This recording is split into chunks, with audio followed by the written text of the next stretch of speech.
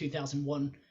By way of introduction, my name is Bennett Clifford. I'm a senior research fellow with the Program on Extremism, and I'll be moderating today's excellent panel, which we're jointly hosting with the National Counterterrorism Innovation, Technology, and Education Center at the University of Nebraska at Omaha, which is a Department of Homeland Security Center of Excellence. Before I introduce the topic and our lineup of top-notch speakers, just some brief housekeeping notes as people are trickling in. First, this discussion is being simulcast to our YouTube channel and will be available in permanent URL form after the event. And second, after our panelists give their presentations today, we will have some time for question and answers. Please use the chat function at the bottom of your screen to enter questions. I'll be selecting the questions and pose them to our panelists, and we'll hope to get through as many questions as time permits today. We should have a runtime of about an hour. So our topic today is, of course, homegrown violent extremism, or the phenomenon of United States-based individuals who are inspired by foreign terrorist organizations to conduct activities within the United States.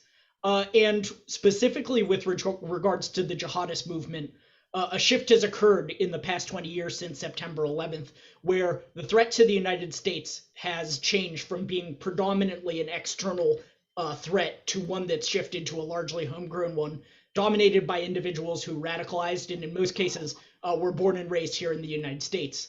Among the topics our panelists will discuss today is how and why this shift occurred in the years after 9/11, whether they believe that US government policy and academic research has kept up with these trends, and what recent events both at home and overseas portend for homegrown violent extremism and the threat from it here in the United States. So without further ado, I'll introduce the speakers in order of their presentations. First, we're honored to have Rebecca Weiner, who is Assistant Commissioner for Intelligence Analysis at the New York Police Department, where she manages counterterrorism and cyber intelligence analysis and production for the NYPD.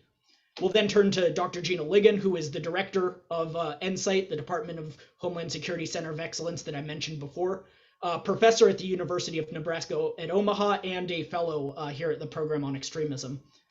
We'll then hear from Dr. Kim Cragen, who is Senior Research Fellow for Counterterrorism at the National Defense University and an expert on foreign fighters and foreign fighter travel to join Al-Qaeda and the Islamic State. And last but not least, we have my colleague Seamus Hughes, who is the Deputy Director of the Program on Extremism and co-author with me of the book Homegrown ISIS in America.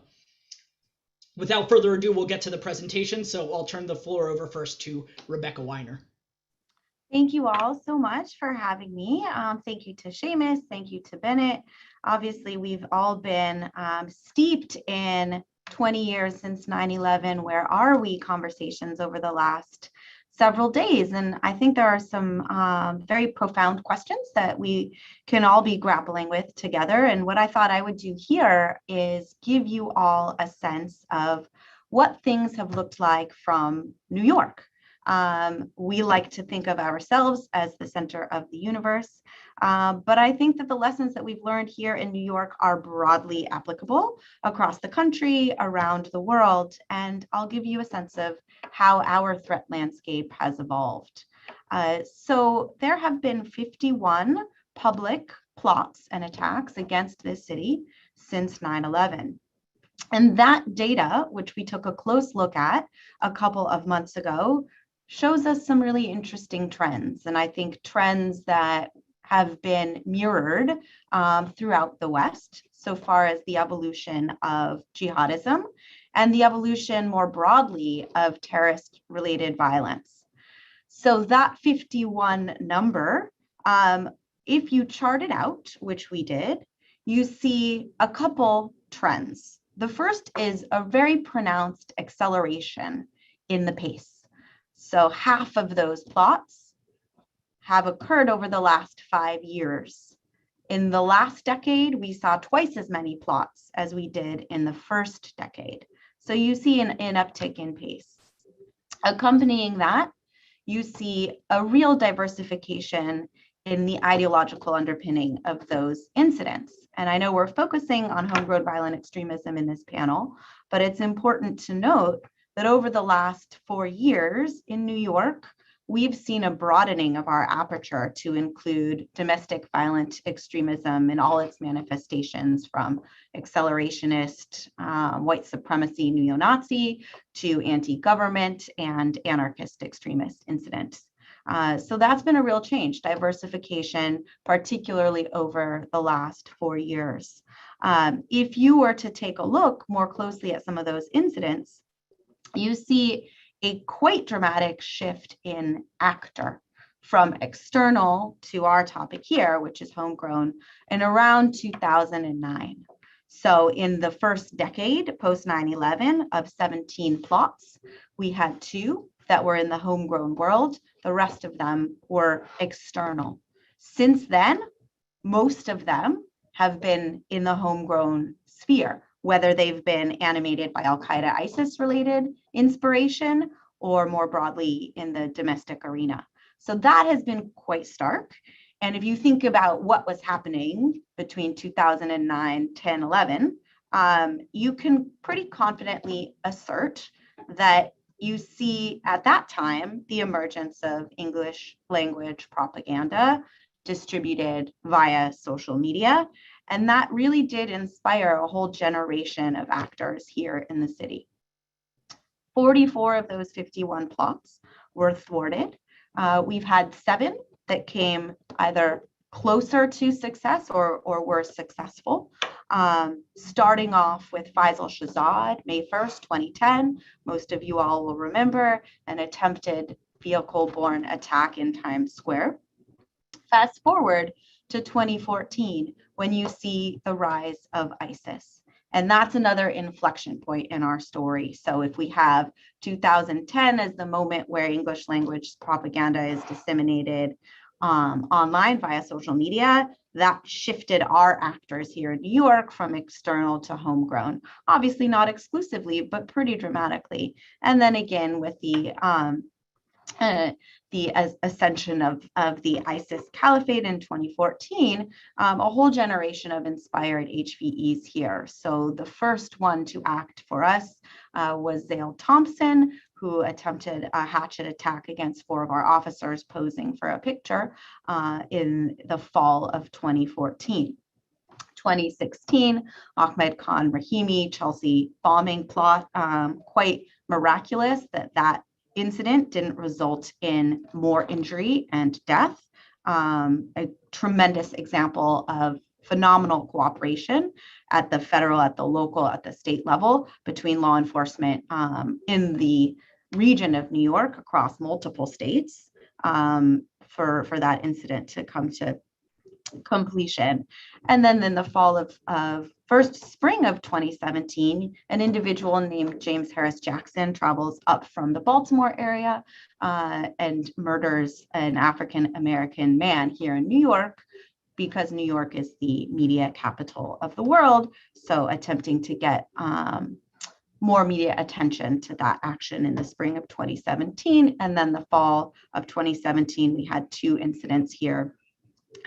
West Side Highway vehicle ramming incident, and a couple months later, an individual named Akayed Ullah attempted a suicide bombing in the Port Authority. And then most recently, an incident that got less attention than some of these others in the height of civil unrest that was gripping our city, as well as other cities across the country last summer. An individual stabbed a police officer in the neck who bore all of the hallmarks of an ISIS-inspired attack.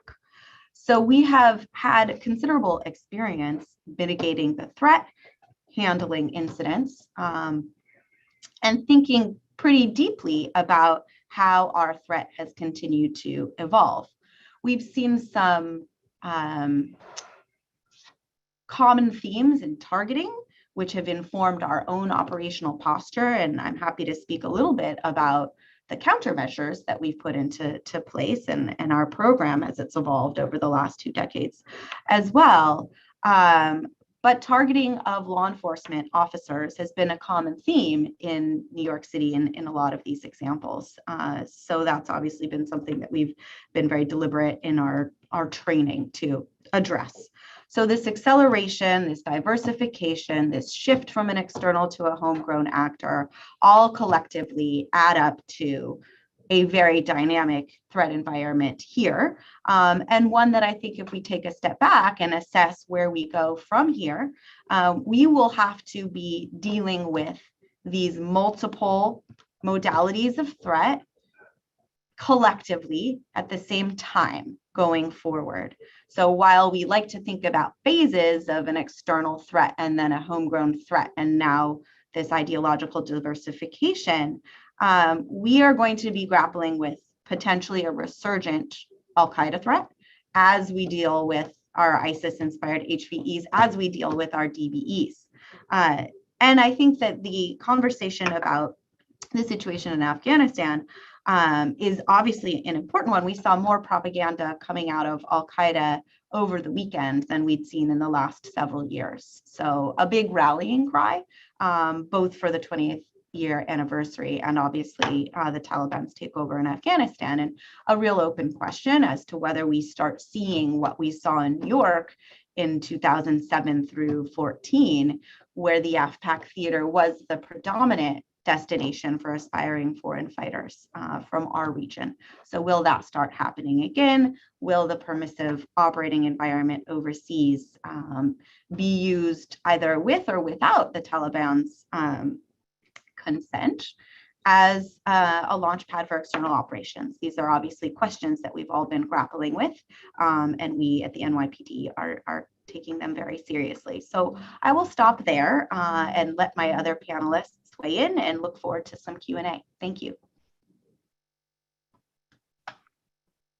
All right, I'm Gina Ligon. I think I'm next on the panel, and I'm going to talk to the research questions that Bennett spoke about. So I'm the director of the Counterterrorism Center of Excellence for Department of Homeland Security. We're here at Nebraska, and so I think my scope will be to talk about what we've gotten right and what we could do better, particularly because we have a request for proposals coming up at the end of the year. So this is a great opportunity to talk to researchers out there about what we're looking for.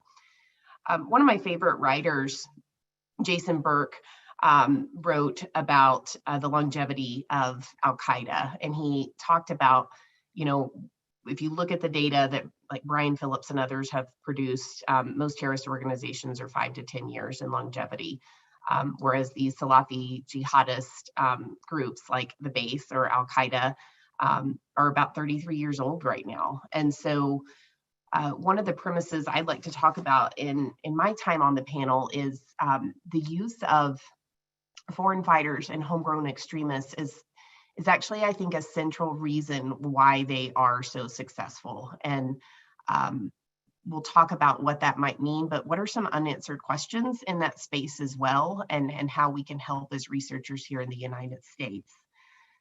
So what's gone well for research? I think the first thing that is probably obvious, but it doesn't hurt to restate, is if you look at, you know, pre-2001, so in the past 20 years, government and researchers weren't talking to each other as fluidly or unencumbered as they are even today on this panel, right? And so our center, Insight, which is the Center of Excellence for Terrorism Prevention from DHS, was stood up in 2000, well, the legislation for it was stood up in 2003, where DHS stood up legislation to establish these academic consortia for different parts of their mission area.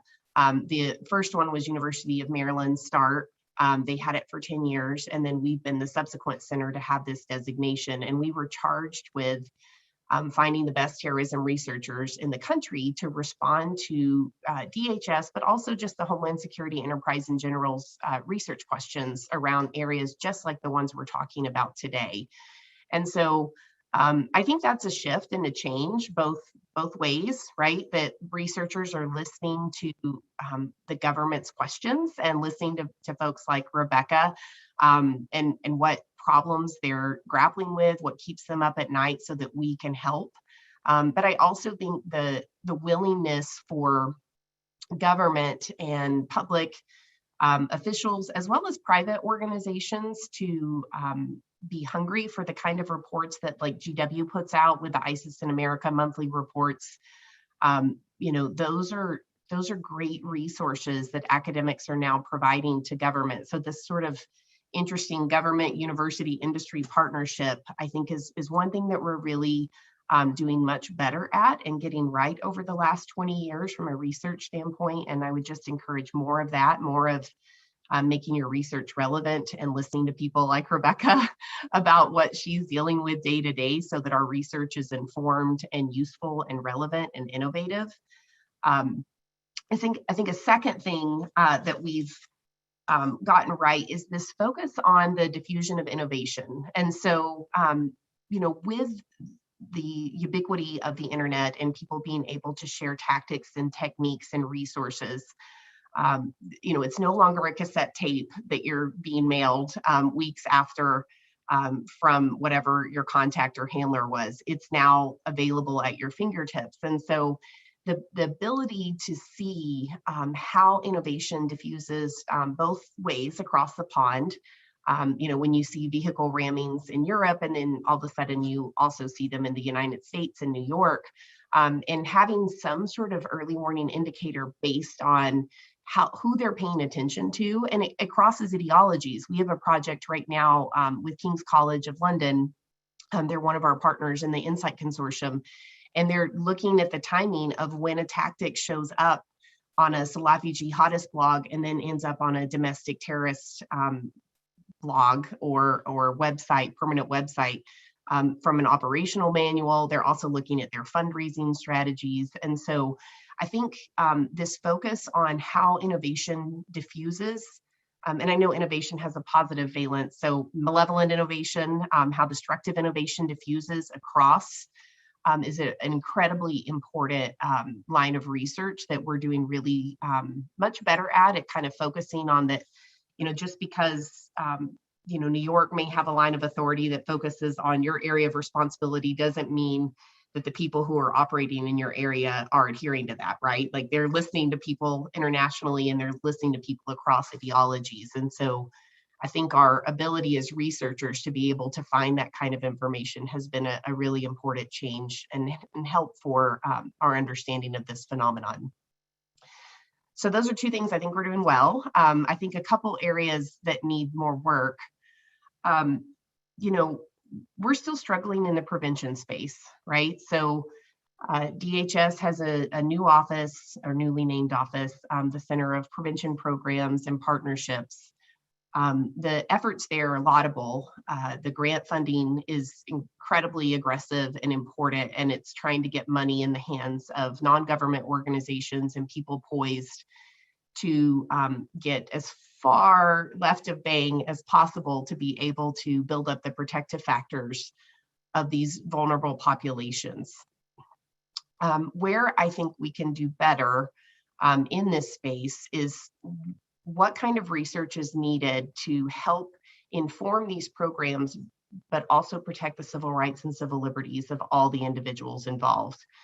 If you look at the GAO report about CVE programming in general, there is still some sharp critique about evaluation data and making sure that we're systematic. I think we're getting better on that. There's definitely funding looking at the evaluation of the success of these programs. But where I see a gap right now is how can we conduct these programs with these vulnerable populations while at the same time protecting the civil rights and civil liberties of US persons or any individuals who might be vulnerable. Because when you have a security organization funding it, there's always going to be that inherent tension of, at what point do you alert authorities, right? Versus at what point do you try to help this vulnerable population? I think we can really dive into that research area, and I'm hoping to get some proposals on that in this next round going forward. Let's just lean into it, researchers. Let's just try to figure out the best way to protect civil rights and civil liberties while doing really good prevention work. And then the last piece, this is my bias. I don't remember, Bennett, if you gave away what my academic training is, but I'm an organizational psychologist. So what that means is my research area, my bias, my lens is looking at internal characteristics of these organizations. And so when I think about this question of why Al-Qaeda and these Salafi jihadist groups who are reaching into our borders have persisted over 33 years. I still think there are some unanswered questions as to why and how. You know, I think there's been great research. Brian Phillips is one of my favorite political science researchers, looking at the ties between the groups and trying to show that, you know, the more ties they have with other affiliates, the more lasting they are. That could be one reason. But as an org psychologist, I'm thinking, well, is the reason why they're successful because of the ties, or do they have ties because they're successful internally, because they're well run? And so I'm really curious for some research, and I haven't seen it yet, about what are the individual motivations and backgrounds of why a Westerner would feel part of this group from afar that they've never traveled to, they have no ethnic ties to. There's lots of psychology reasons why I could hypothesize, but I think unless we really do a multi-method examination of why and how these individuals are compelled to support and feel like they're part of an organization that they've never met or are physically attended, is a really important question. I think Seamus and Bennett's book grappled it the best in terms of their ISIS in America book, because they really got into some of the internal reasons of, and they're varied, there's not one, right? There's no one profile, but internal reasons why these individuals felt compelled. But it would be great to get some research projects on that, looking at some of these individuals and organizational conditions on the ground here. So I want to turn it over to Kim Cragen, because she is one of my very favorite researchers on the foreign terrorist fighter front, and I want to hear her thoughts about what some of the threats are as well. So looking forward to your questions. Thanks for your time today. Bennett, did you want to say something at this point? Yeah, sorry, I thought it was a great segue, but that I hate to ruin here with a brief moderator's note. I see some excellent questions in the Q&A tab at the bottom of the screen, but if you have any questions for any of our moderators, or any of our panelists, excuse me, today, please don't hesitate to put them in the Q&A session, the Q&A tab at the bottom of the screen, and we'll get to as many as we can after the presentations. All right, thanks, Sheena. I mean, that was kind of a throwdown there, and I wasn't actually even prepared to talk about foreign terrorist fighters. So I will try and address some of those in my comments, but maybe I'll get them in the Q&A. Let me start by saying thanks for inviting me to participate. I do enjoy these. I wish we could do them in person, and hope to do them in person soon. Because I work for the National Defense University, I always have to start with this caveat, which is the views I'll be expressing are my own and not in use the Department of Defense or, of course, the US government, and that will become very clear. All right, so we were given 3 questions, and the first one is, how has jihadism and homegrown violent extremism evolved since 9/11? What have US-focused counterterrorism practitioners and researchers gotten right? And what more needs to be done? And then how do I expect recent developments, not only in Afghanistan, but elsewhere, to impact the jihadist activity in the United States? None of these questions are actually easy from a counterterrorism perspective. And from somebody who's been doing this for 20 years, I think we're all, Rebecca alluded to this, we're all sort of going through this reflective period. I'm actually going to begin by doing a very academic thing, which is to push back on the underlying premise. Not as much this group, because this group in the commentary I have seen, and I've read all your work, so I know you don't do this, but I think in the wider commentary, especially, there's this disturbing trend, and so I want to use this as a platform to push back on that, I guess. First of all, there's sort of these 2 categories right now, post-Afghanistan withdrawal and with the 9/11 anniversary of discussion, right? So the first one is, how has the threat evolved? And you see a lot of discussion about the metastasization of the foreign terrorist groups. Oh no, it's domestic terrorism. It's not foreign terrorist groups anymore. In this sort of discussion, a little bit more hand waving, you know, kind of panic tone to it. And I think Rebecca alluded to this, of course, it's really not one or the other. it's all of them. And so I think this sort of dichotomy that's being set up is a false dichotomy, and it behooves us to push back against that. The second one is a series of questions, which is, how good are we really at counterterrorism? Our military and our intelligence are sufficient to any threat, both domestic and overseas. No, our homeland security measures and our law enforcement measures at home are too invasive. And this is great. We need to reduce the invasive homeland security measures at home and also reduce our presence overseas, right? I mean, and so there's this kind of discussion, of course, in the midst of all this now, you can throw in our counterterrorism is not good enough if we don't have troops in Afghanistan. Right?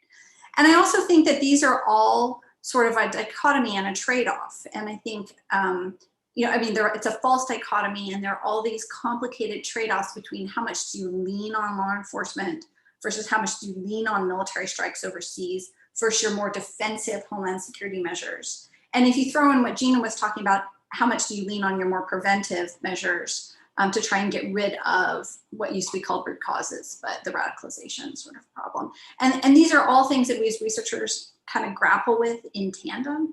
And I find it really disturbing that 20 years on, you see these false dichotomies sort of being presented in the commentary. So I just wanted to kind of push back against that. So back to what Gina was saying is, why have these groups survived so long? I mean, anybody who's read my work knows this, but the reality is, to me, is that really good terrorist organizations, whether they're domestic or foreign, are adaptive. And they change and they respond to existing conditions on the ground, to their populations, but also to counterterrorism actions that we might take. And some of these adaptations have been talked about. The big one is social media and the use of social media, I think, to plan, to recruit, to fundraise. You know, radicalization processes have shrunk from several years to several months as a result of, at least in the foreign fighter world, as a result of social media. I think the use of virtual planners, which Seamus has written about a lot, or virtual entrepreneurs, which he calls them, is a very good adaptation on their part.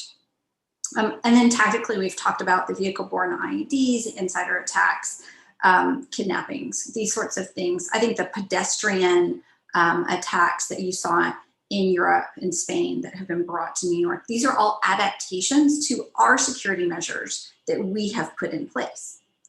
And so it's the interaction between the terrorists and the counter-terrorists, between the law enforcement and the intel, that's actually important as we look over the past 20 years, and also then as we look into the future. And I would argue that the reason why you see this shift towards more virtually planned and homegrown violent extremism attacks is because of the security measures that have been put in place by the United States and our allies and partners. And so I just wanted to kind of set that up. It's not really an evolution of the terrorists independent of our action, but it's probably one of the results of our actions. All right, so this kind of brings me to the second question, which is, what have we gotten right in, let's call it this adaptation competition that's going on between the terrorists? And I mean, you know, we've gotten so much right, I think, and we've also gotten so much wrong. And I think we just need to be both proud and humble about the last 20 years of those of us who have been involved in this. I actually think, you know, the shorthand that is used for is the kinetic strike has been effective. I know that this is not the most popular opinion. It tends to be referred to as mowing the grass in these very sort of derogatory terms. I don't think that's the right analogy. I think we have gotten really good, and by we, I mean the counterterrorism community, not me, I just analyze it, right? But the counterterrorism community has gotten really good at ripping apart networks through a combination of military and law enforcement, and then on the back of intelligence, in such a way that these networks cannot reconstitute, or it takes them several years to reconstitute, right? So that's not mowing the grass, that's salting the grass, right? To use a biblical analogy. And I think we've gotten quite good at this. You can argue there have been civilian casualties. You can argue that this causes our anger and angst, and I'm happy to have that discussion. but I think it's pretty irrefutable that we've gotten pretty good at ripping apart terrorist networks. I would say that's both at home and abroad. That's for both. And it depends on military, law enforcement, domestic, international. Everybody talks about this, but we've gotten really good with information sharing and in our intel partnerships. And I think this is both at home and abroad. And Gina alluded to it, and so did Rebecca. This is a good news story. And in fact, the foreign fighter flows is a really good example of this. You know, it took us a while to get up and running, but once we did, the fact that the United States was able to limit the number of foreign fighters that went to Syria and Iraq. And I think also once the European partners started to focus on it as well, we got really good at sharing information across countries, across different levels of law enforcement and intel to try and prevent that from happening. And so I think that's a good news story. I would like to see in this area better evidence exchange. So it's not just information and intel, but it's evidence so that it can be used in a courtroom. I have a strong bias towards leaning heavily on law enforcement. And so the more that we can do that, that's kind of my preference, I guess, in this area. These are all tactical successes, right? So we, in the policy community and in the political world, still really haven't answered the fundamental question, which is, how much do we want to eliminate this threat? And how much are we just going to manage it? I think that's a fundamental question that hasn't been answered and is way above my pay grade, but nonetheless is important to this. Okay, very quickly on the recent developments. You know, it's so hard with highly adaptive terrorist organizations to make predictions, right? And Seamus knows this, I'm sure Rebecca does too. I expect to see an increase in plots originating from overseas. I'm not persuaded that the Taliban, by those who are arguing that the Taliban sees an interest in tamping down al-Qaeda. So to me, the question really is, how much can al-Qaeda reconstitute? What is ISIS going to do, not only in Afghanistan, but places like Syria and Iraq? And will our counterterrorism, this combination of intelligence, military, and law enforcement, really be up to the task of the overseas plots? If we do continue to disrupt them, then I think you will continue to see more homegrown violent extremists, more targeting of local domestic population for recruitment or some virtual planning. But if those start to get through, then you're going to see a shift back, I think, to more overseas plots. So that's my highly unsubstantiated prediction because I was asked to address it. All right, Seamus, you're up. Thank you very much. I have the unenviable task of going after three great speakers. So first of all, I just wanted to say thank you to Gina and Insight for co-hosting this event with us, and my appreciation to my friends who I think we've known each other for 15 plus years at this point, looking at homegrown terrorism. So what I thought I'd do today is talk very quickly so we can open up to question and answers about homegrown terrorism. And I think it's probably a story of a manageable issue that occasionally gets very close to becoming unmanageable, right? So flare-ups. And so if you look at where we are now, we've got 1,000 active investigations in all 50 states at the federal level at the FBI, but that does include Rebecca's paperwork that keeps getting higher and higher every day. We've had 800 plus folks who've been arrested for terrorism-related activities in the last 15, 20 years. And some of them are getting out, some of them getting deported, some of them are moving on with their lives. And we could talk a little bit about that too. But in the early 2000s, right after 9/11, the idea was, because of our white picket fences and our Norman Rockwell and our American dream, nobody's going to join a foreign terrorist organization. We're kind of set ourselves up to be insulated from that problem. And I think a lot of different data sets tells us that hopeful view was incorrect. Now, in context, we had about 5 to 10 homegrown terrorism cases a year in the early years. Still concerning, but not overwhelming by any means whatsoever. And Kim mentioned it, and I think it's an important point. in the early times, we had basically a network concern. Think of the Revolution Muslim group in the early 2000s with its 15 members handing out leaflets in Times Square about how great the caliphate was, or threatening South Park creators. And the FBI did what they did, right? They arrested the vast majority of them, if not all of them. And you don't have these kind of crew of 15 to 20 people all hanging out at paintball in Virginia, learning how to shoot guns. And if you do, 14 of them are FBI agents. And so we see a level of infiltration into a network, so the networks don't exist, right, in any real meaningful way. Again, with some notable exceptions, and I'm sure Rebecca will tell me I'm wrong. But there are some notable exceptions of that. But it also means if you don't have those networks, you're less likely to see kind of these large-scale attacks, large-scale mobilization in many ways. And then 2009 happened. 2009 was when kind of the rise of al-Shabaab, and we saw a significant number of individuals from Minneapolis and also around the country travel to Somalia to go join the terrorist organization al-Shabaab.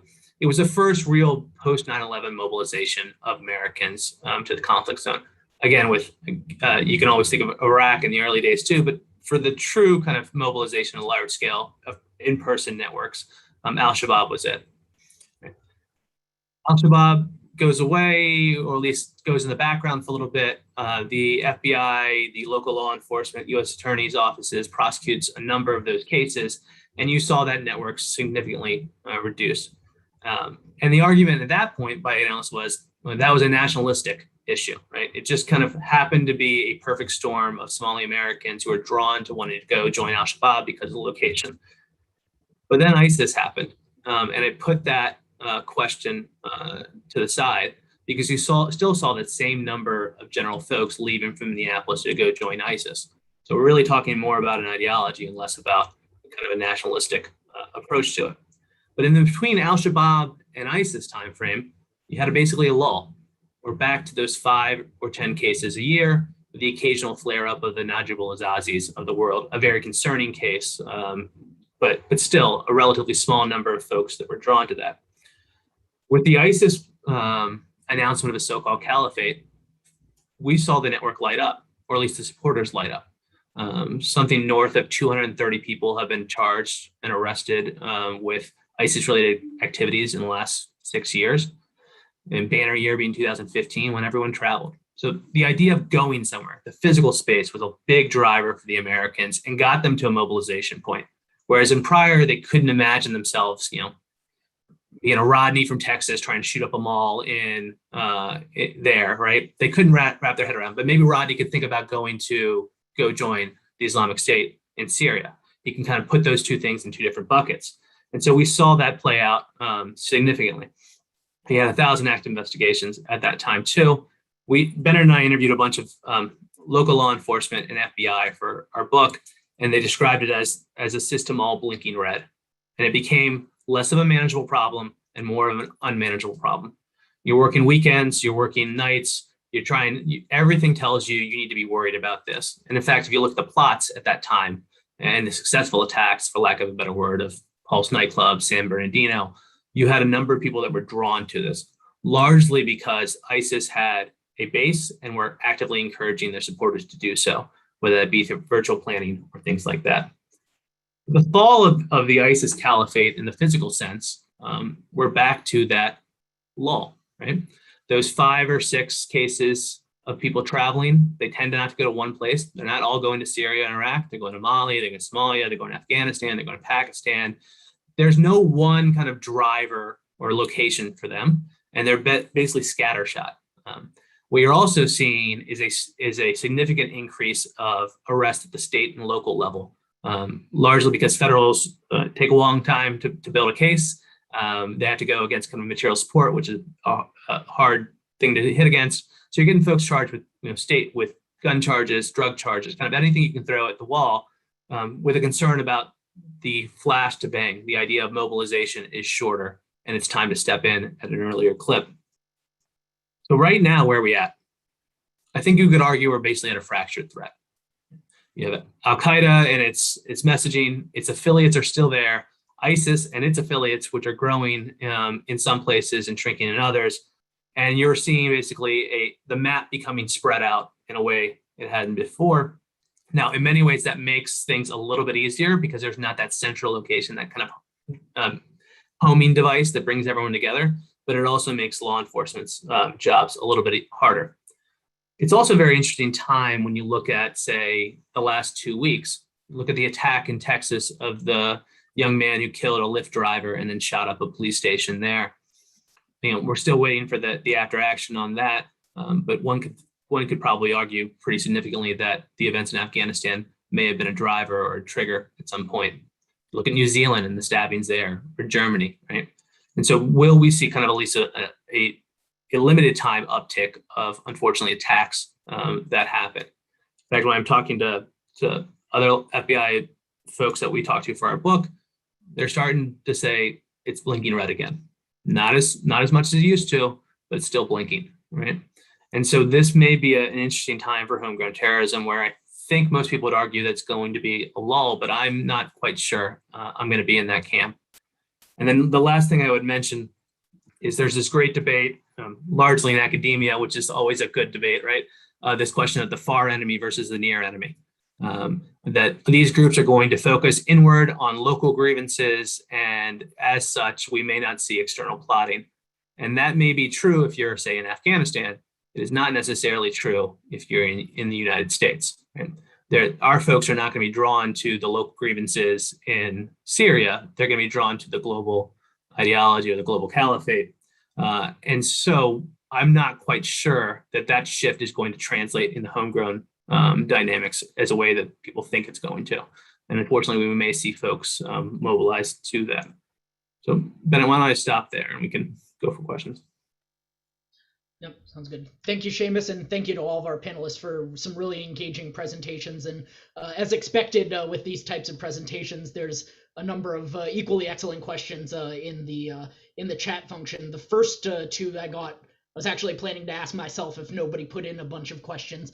So I'm happy that it is, and I'll synthesize it. And essentially, coterminous with this rise in Islamic State-related activity and homegrown violent extremist activity since give or take 2014, 2015 with the rise of ISIS, we've also experienced a similar and equally meteoric rise of domestic violent extremist activity, which was alluded to in several of the presentations. And essentially, from your all perspectives, posing this to all the panelists, do you see any sort of significant forms of interaction, overlap, connections, a nexus in general between that activity by domestic violent extremists and homegrown violent extremists here in the United States? And that can be in terms of anything, in terms of, ideology, the sort of choosing and fusing ideologies that's occurred over the past several years in a number of cases, in terms of adapting tactics from each other's playbooks, or in terms of sort of, to use an academicism, reciprocal radicalization, one group borrowing from another to justify its own recruiting boon. Interested in each of your perspectives on that from your own vantage point. Sure. I guess we can go roughly in order of our first interventions, and really interesting question. And we've seen a lot of cross-pollination of ideology over the years, and that's not surprising, right? Because the way that people are radicalizing is often at home. It's often through social media consumption, as we've just been describing. And what we've seen in a lot of cases is that violence is justified by ideology rather than driven by it. So it's not first ideological commitment, which then leads to violence, but in many cases, first commitment to violence, which is supported, animated, and justified by violence. So not surprising that you would see people grasping at multiple, even if they're technically mutually exclusive ideologies. The tactical adaptation, we've certainly seen a lot of that. That's been very prominent in the realm of propaganda, where you see borrowing of tropes, you see borrowing, just formal aesthetic borrowing, significant, and then tactics, because as Kim was pointing out, a lot of this is adaptive. So countermeasures are successful, whether they are ISIS inspired or inspired by domestic extremism. So this is a community of folks who may have very different views in certain areas, but are willing to share a lot of tactics and targeting, and the kind of formalities of how to get the job done. And what we've seen that's sort of been a little bit more surprising is, this is more recent, but fealty to foreign terrorist organizations from accelerationist folks in the internet, which I think is a good testament to the power of the anti-institutional impulse that's gripping a lot of these different people. So you have accelerationists supporting the Taliban online rhetorically. I don't know of any that are about to get on a plane and try to travel, but it makes sense if you think about it. Lionizing strength and the warrior ethos, lionizing those who are native to a land, who are fighting against an occupier, right? So there are certain similarities, but on its face, you would be surprised that white supremacists would be supporting the Taliban. And we saw some of that with the Israeli Hamas fighting that happened earlier this summer. So support for Hamas from lone actor accelerationist types online. We're going to continue to see, I think, a lot of that going forward. And this blending of ideologies, again, makes us work a little harder to stay on top of certain aspects of the threat. But the toolkit that we're using to combat it is the same, right? So from a law enforcement perspective, it doesn't matter what ideology the threat is grounded in. You're going to use similar approaches to try to resolve and mitigate. Gosh, that was such an eloquent response. It's hard to add, but the one thread I'd probably want to pull on, hearing George W. Bush's remarks this weekend at Shanksville, he was the first kind of prominent Republican that I'd actually heard come out and make a pretty clear comparison between, international extremists, Taliban, but also thinking about domestics here and their hatred of pluralism and their fear of replacement. And it was just a really interesting connection that I thought, echoed what you said, Rebecca. And the underlying, I think, commonality between them, besides their penchant for violence, is this anti-authority, kind of occupying force, power structure. And I think that what bothers me and what makes me most nervous is, they're seeing this, domestic extremists here are seeing evidence of the Taliban's victory as evidence of terrorism as a tactic, is something that is a noble and laudable way to oust the occupiers, right? And so you see that common thread in a lot of the propaganda with domestic extremists. And, in addition to their denigration of women and pluralistic societies, but there's also that ethos of, this is how you're a freedom fighter. Terrorism is the only tactic, asymmetric conflict, when you're not in power. And so you just wonder how this will end with domestic extremists and accelerationists seeing that as a model. And that's my concern from the interaction between the two. Thanks. I note that there are 16 other questions, so I'll go very quickly on this one.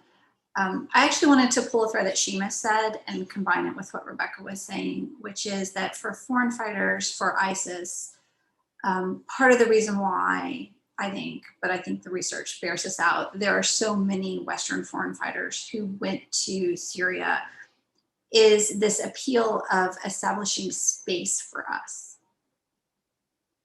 And it's not the appeal of the violence, it's the appeal of creating a state, or really it doesn't, carving out this little bit of space that's just for us, right? I'm not an expert on the white power movement, but I've started reading about the white power movement for a research project that I'm doing. And you see very similar echoes of rhetoric for the white supremacists.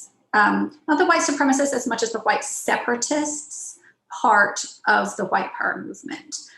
which is sort of creating a space for us. And I find this deeply disturbing because of the appeal that it has made to foreign fighters, I guess. And I will just leave it at that and pass it to Seamus. Yeah, I would agree with all my colleagues on these things, so I won't repeat, but I will say one thing. I tend not to speak in absolutes when you talk about homegrown terrorism, but let me just speak in absolutes on one thing, which is in addition to anti-government or anti-authority kind of ideology throughout, we also see the connective glue of anti-Semitism, right? So the hatred of the Jewish faith or people of Jewish faith is a connective glue between kind of domestic violent extremists and ISIS, Al-Qaeda, and things like that. And the more we see that rise into, it's a pretty good indicator of violence in some respects. So I would agree with everyone else, but I just wanted to put that out there as another indicator. Thank you to all. I think probably for one more shot for each of the panelists, we have time for one, maybe two more questions, but this next sort of category of questions, which I see several of in the chat, concerns the efforts made by the United States government in the wake of 9/11 to more successfully share information between the federal government and at the local level. Now that's taken multiple forms, of course, but I'm hoping to get an answer from the panelists on the degree to which sort of information sharing methods, either at the federal level between federal agencies or between federal agencies and local law enforcement, such as fusion centers, that you see as the most effective and the most sort of productive in tracking some of these homegrown violent extremist threats as well. So I'll note again, you can talk specifically, there was a question that was specifically about fusion centers, but if you'd like to speak more generally about the nature of information sharing between governmental entities in the wake of September 11th, both of those perspectives I think would be helpful. I'll be very brief, but this is light years beyond where it was 20 years ago. And my fellow panelists have alluded to this. And we have come so far, and it has been difficult getting used to operating in the same space, especially for federal counterparts to get used to local law enforcement really taking on some of these responsibilities. We have tremendous collaboration and cooperation, and that is between state and local and federal, international, also bringing in private sector. I and our team here are the very lucky and necessarily lucky benefactors of that information sharing, and we reciprocate. We push out as much information as we can at the NYPD to as large an audience as we can to make sure that everybody is as capable and as much of a force multiplier to collectively keep our enterprise safe as possible. So this is absolutely a good news story. And all of the plots that were thwarted here in the city are a result of information sharing and collaboration and cooperation. So I feel extraordinarily confident in our ability to do that. And that is why we can collectively continue to address this threat. If I could add, I agree it's a good news story. There's my only concern would be a level of nuance for the public. So if you look at the attacks, successful attacks in the U.S., I think 100%, if not 95%, had some sort of touch point with law enforcement prior, and that is a perfectly acceptable thing if you can understand the cases. It makes sense you open an assessment on an individual. It also makes sense you close after 90 days if they haven't done anything illegal, right? But the narrative is, you guys knew that, why didn't you stop it? Not you guys being the panelists, but you guys being law enforcement. And I think that requires a level of nuance to the public and saying, listen, we have these checks and balances on privacy and civil liberties.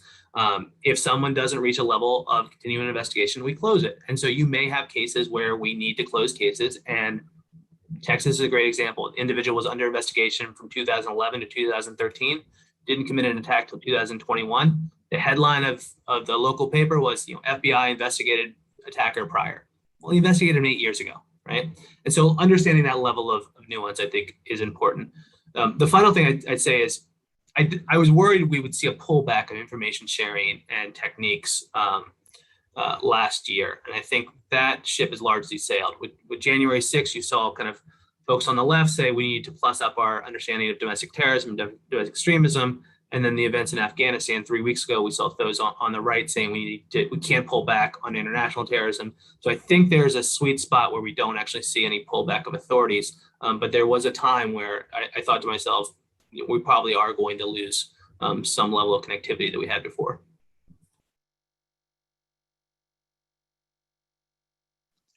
The only other group I might add to the JTTFs, the fusion centers, are the industry sort of sector groups that have worked together. So like there's one in the aviation industry, right? And they all get together every month and discuss different threats and advancements. And I think we can't forget that the Homeland Security environment includes, the private the people who own the infrastructure that terrorists are trying to attack. And they're sometimes the ones best in position to see threats before even law enforcement and to bring that to the attention of these groups. So I think they're another part that is sort of shifted into seeing their role in national security as well. I don't think I have anything constructive to add to that. So why don't you go ahead and see if you can get another question in. Yeah, perfect. That sounds wonderful. We have a number of questions as well about sort of thoughts about the preventative, the state of prevention programs, specifically with regard to prisons and other factors. I think that's something else that in recent years has come up as a topic of discussion, as well as individuals who were arrested in the wake of September 11th and are serving, 10 to 20 year sentences, are now beginning to get out of the prison. So I guess the question there is, how would you address the state or view the state of our programs for rehabilitation? And then also at the same time, do you see or think that there's any evidence of a threat from recidivists, i.e. individuals who have already been incarcerated on terrorism-related offenses getting out later down the road? I guess I'll start with this one. This is the number one question that I get, or I got pre-COVID when I would travel overseas and speak with other government officials in other countries.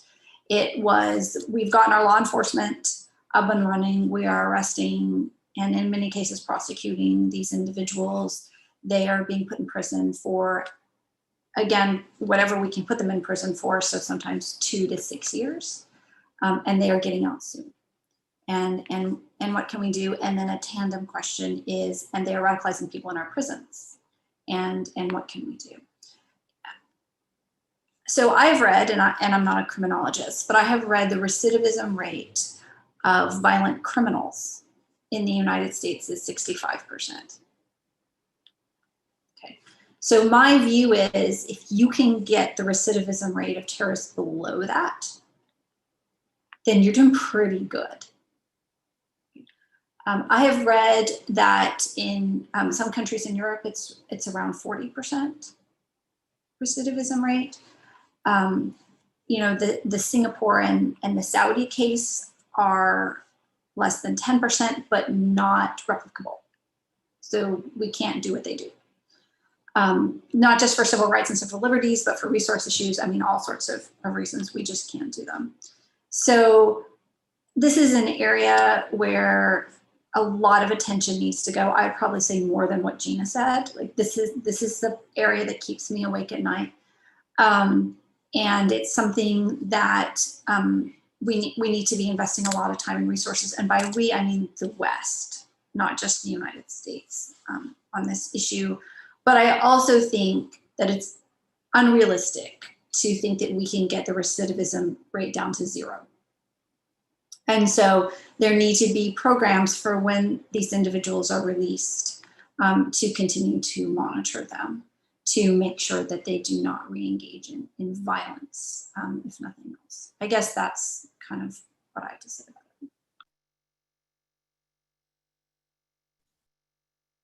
it. I know we're at time, so I'm just going to add an echo to that there needs to be a whole research field in the West devoted to this.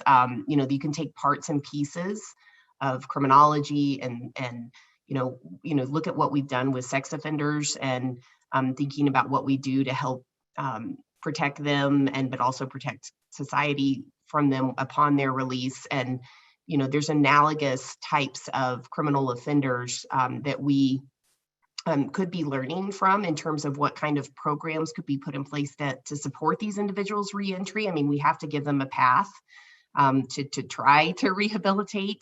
And so that's part of it as well. I think the general public probably thinks, well, why did we ever let them out? And the problem is, and the beauty is that this is America. We're not in Saudi Arabia or Singapore, and we're not going to lock up a US person for some inordinate amount of time for planning an attack. And so we really do need to put resources and attention to this. And it's a prevention problem, right? It is how can we help protect these individuals from re-engaging in the violent activities that they were put in place or put in our prison system in the first place. So I agree with Kim. That is certainly an issue that keeps me and a lot of people in the U.S. Administrative Office of the Courts up at night. I would just add that recidivism of terrorism offenders tends to be the dog that hasn't bit yet. Meaning if you look at the kind of general population in the US, their first crime is terrorism, and it's usually their last crime. Now, the concern is when they're in prisons, the ability to radicalize and recruit others. Now there is some ability to kind of put them in kind of Supermax or Terre Haute and get them away and do kind of communications monitoring. But largely when we interview folks that get out, they come back disillusioned or at least disengaged from violence, but still entirely lost. Meaning they can't go to their religious organizations because nobody wants to touch them because they're convicted terrorists. They can't find kind of social services because they've got all of those things.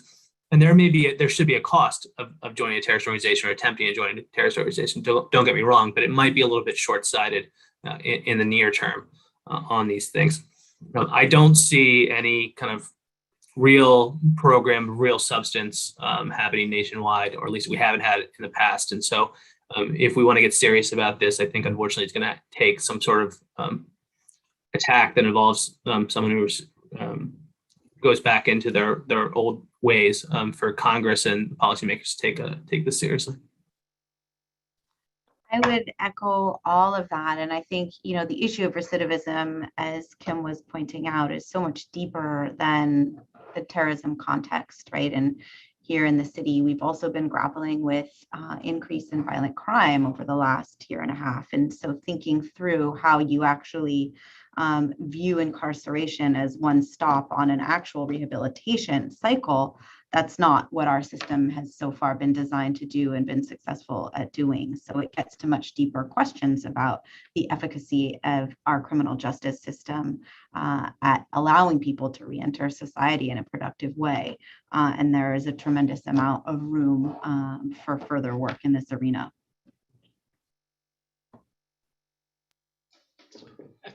Excellent. Thank you all again for attending our event today, and thank you again to our panelists. I hope you will join me in giving them another awkward pandemic virtual silent round of applause. But some really fascinating presentations and some great questions as well that came up during the session. So thank you again for joining us, and have a great rest of your days. Thank you.